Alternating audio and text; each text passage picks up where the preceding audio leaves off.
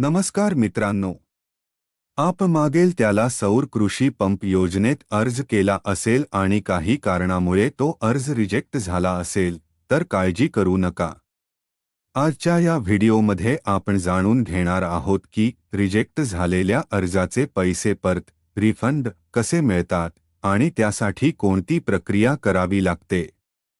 म्हणून व्हिडिओ शेवटपर्यंत नक्की बघा.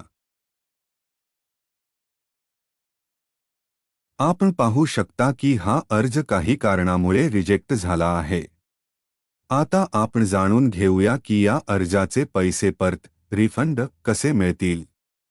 सर्वप्रथम आपल्याला आपल्या जिल्ह्यातील महावितरण कार्यालयात जावे लागेल. तिथे जाऊन आपण लेखी अर्ज द्यायचा आहे की माझा सोलर पंप अर्ज रिजेक्ट झाला आहे, त्यामुळे माझे भरलेले पैसे रिफंड करावेत.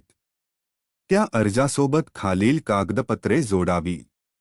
1. कर्जाची पावती, ॲप्लिकेशन रिसिप्ट. 2. ओळखपत्राची झेरॉक्स, आधार कार्ड. अर्ज दिल्यानंतर 15 ते 30 दिवसांच्या आत तुमचे पैसे परत मिळतात.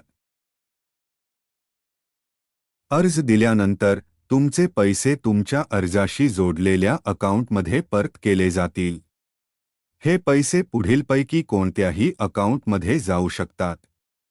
1. अर्ज करताना तुम्ही दिलेल्या अकाउंटमध्ये. 2. आधार सीडिंग केलेल्या अकाउंटमध्ये. 3. किंवा पैसे भरताना जे अकाउंट वापरले होते त्या अकाउंटमध्ये. ही संपूर्ण प्रक्रिया पूर्ण होण्यासाठी साधारण 15 ते 30 दिवस लागू शकतात.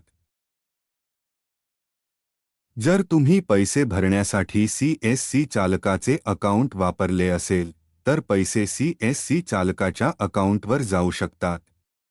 अर्ज केल्यानंतर तुम्ही ज्या CSC चालकाकडे पैसे भरले होते त्यांच्याकडून पडताळणी करून खात्री करू शकता. महावितरण कार्यालयात केलेला अर्ज हे पैसे परत मिळवण्याचा मुख्य मार्ग आहे.